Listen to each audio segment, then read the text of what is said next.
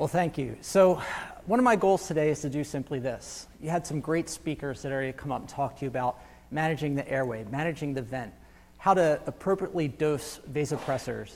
But I'm here to tell you that you can do everything right in your critically ill patient, and still that patient can develop hypotension, shock, and RV failure.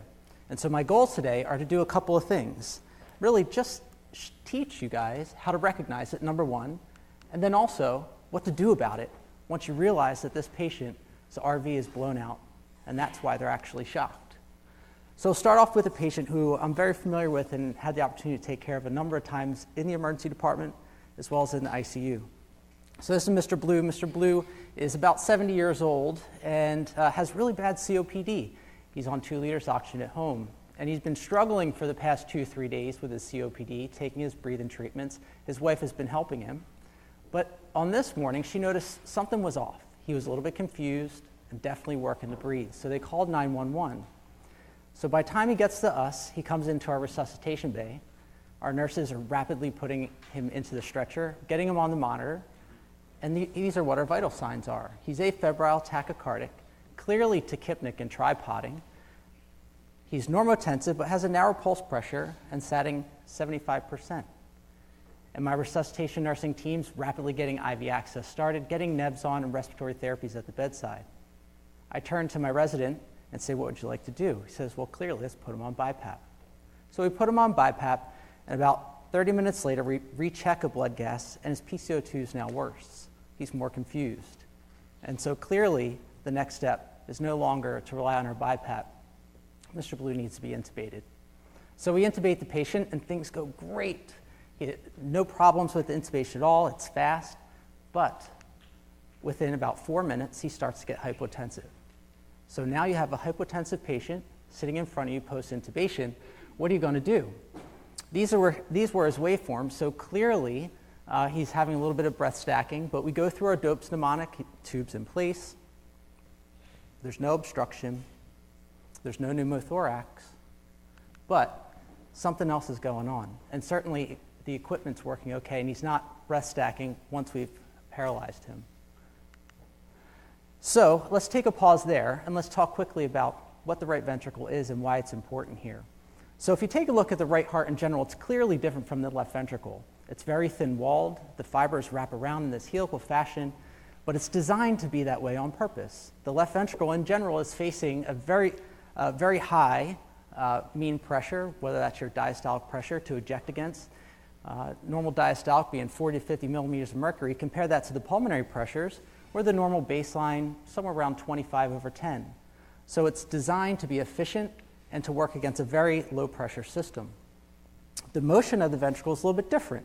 So instead of contracting this way, we often estimate left ventricular function by ejection fraction. Well, the RV moves up and down. And so it moves this up and down, back and forth, and I'll show you how to measure that in a little bit. But in addition to that, it can also stretch. So it's thin-walled, so it can adapt to changes in volume. But in the setting of heavy pressure or high pressures, that right ventricle can very easily fail. And these causes for failure are things that we see every day in the resuscitation unit. Maybe simple things like pneumonia, ARDS, pulmonary edema, hypoxia, or even worsening metabolic acidosis or shock. So we think about that, maybe this is more common than we think and maybe just under-recognized. And I think it is.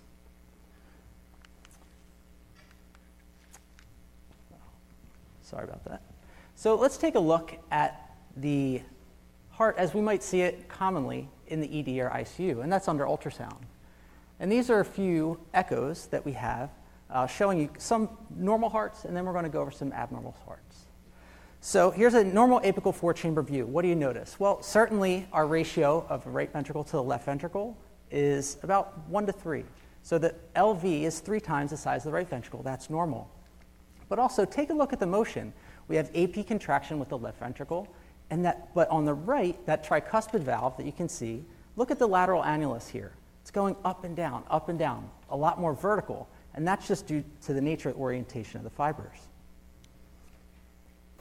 Now clearly this is a little bit different here. This is a young woman, a 24-year-old with chronic pulmonary arterial hypertension who presented with acute shortness of breath.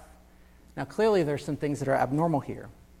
We have the right ventricle at the top of the screen, which is very dilated and thick, but that's because it's been up against a high PA pressure for a long time. But that vertical movement has now gone away. And in addition to that, the right atrium's massively dilated. This is a patient in right ventricular failure.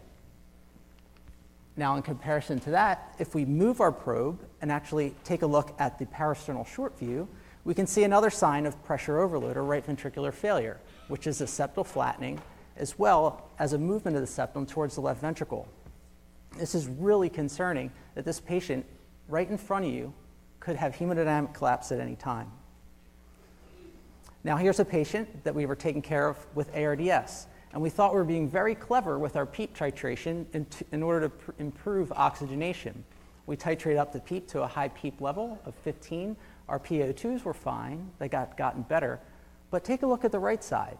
Clearly, this ventricle is a little bit strained as a result of the high mean airway pressures that the patient needed to maintain oxygenation. And this patient was also getting more hypotensive. And so all of a sudden, we're faced with a clinical dilemma as to which we're willing to tolerate. Now, this is Mr. Blue's ultrasound. Now here, again, this is post-intubation. What do we notice? Again, we're seeing this dilated right atrium as well as this dilated right ventricle, maybe a little bit of thickening from chronic pulmonary hypertension. But I think now we can recognize maybe some subjective signs that maybe this right ventricle is under strain, but maybe there's a way that we can objectively gather data to quantify how much stress this right ventricle is under. And this would be something called our TAPSE. So the TAPSE is a shortened version of the tricuspid annular plane systolic excursion. Sounds fancy, but it's easy to do with some simple bedside measurements that we do on a routine basis for IVC measurement, for example, using our M mode. So how do we do that? Well, here, if we go back to our echo, we can take a look at the right ventricle here and try to swing it over just so it's right in the midline. So the lateral annulus is about 20 degrees off center. And this is our tricuspid valve here. And what we can do is use our M mode cursor, drop that down over the lateral annulus. And then you're going to press your M mode button. And using that M mode measurement, we can see this. So we see that waveform of the lateral annulus of the tricuspid valve moving up and down, up and down.